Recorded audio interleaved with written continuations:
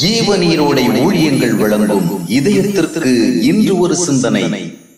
இயேசுவை எங்கே தேடுகின்றீர்கள்? இயேசு தாம் உயிரோடு எழுந்த பின்பு கலிலேயாவில் தாம் சீடர்களுக்கு தம்மை காண்பிப்பதாக கூறியிருந்தார். ஆனால் சீடர்களோ கலிலேயாவில் போய் அவரை சந்திப்பதற்கு பதிலாக கல்லறையில் போய் தேடி இயேசுவை காணவில்லையே என்று சங்கடப்பட்டு கொண்டிருந்தனர். கலிலேயாவில் காட்சி கொடுக்க ஆயத்தமாயிருந்தவரை கல்லறையில் தேடி அழைத்தது அவர்களின் மதியினமே. கல்லறையில் தேடி போனதும் காணாமல் போன பிறகு ஐயோ அவரை காணவில்லை என்று வருந்தியதும் பக்தியான செயல்கள்தான். ஆனால் அவ்வித பக்தி செயல்களை இயேசு ஊக்குவிப்பதில்லை. அவர் தம்முடைய வார்த்தைகள் உரிய முறையில் விசுவாசிக்கப்பட்டு அதற்கு ஏற்ப தாம் தேடப்பட வேண்டும் என்று எதிர்பார்க்கின்றார். அநேகர் கர்த்தரை ஆலயங்களில் தேடுகின்றனர். அநேகர் அவரை ஆராதனைகளிலும் வழிபாட்டு ஸ்தலங்களிலும் தேடுகின்றனர். சிலர் தங்களின் சுயநீதி சார்ந்த நற்செயல்களில் தேடுகின்றனர். சிலர் சொப்பனங்களிலும் தரிசனங்களிலும் தேடுகின்றனர். வேறு சிலரோ சில தேவ ஊழியர்களிடம் அவரை தரிசிக்க செல்லுகின்றனர்.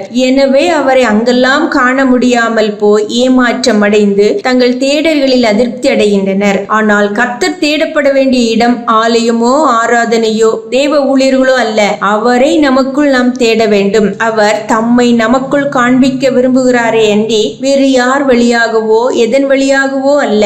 நாமே தேவனுடைய ஆலயம், நாமே தேவன் தங்குமிடம், நாமே தேவன் உலாவும் வாசஸ்தலம். எனவே நாம் நமக்குள் ஆண்டவரின் அமைதியை தேட வேண்டும். நாம் தேவ ஆலயம் என்பதை விசுவாசித்து அங்கே தேவன் தங்கத்தக்க சூழ்நிலையை உருவாக்கினால் அங்கே அமைதியையும் சந்தோஷத்தையும் காண முடியும். ஏனென்றால் எங்கே தேவன் உண்டோ அங்கே தேவ சமாதானமும் சந்தோஷமும் உண்டு. நாம் உண்மையாக மனம் திரும்பி நம்முடைய இருதயத்தை பரிசுத்தமாக்க கர்த்தரை அனுமதிக்கும் போது அங்கே அவர் நம்மோடு தங்கி தம்மை நமக்குள் வெளிப்படுத்துகின்றார். நாம் நமக்குள் கர்த்தரை அறிவதுதான் நித்திய வாழ்வை பெற்றதின் அடையாளம். கர்த்தர் நம்மோடு இருப்பதை அவர் நமக்கு தந்த பரிசுத்த ஆவியால் உறுதிப்படுத்த முடியும். இயேசு உயிரோடு எழுந்ததை பண்டிகையாக கொண்டாடும் இந்த நாளில் பாரம்பரியம், சடங்காச்சாரம், சுயநீதி, உயிரற்ற மார்க்க சம்பந்தமான நடவடிக்கைகள் ஆகிய கல்லறையை விட்டு நம்முடைய இருதயம் கலிலேயாவில் அவரை கண்டு உறுதிப்படுத்தி அவரை பின்தொடர இன்று முன்வருவோமாக.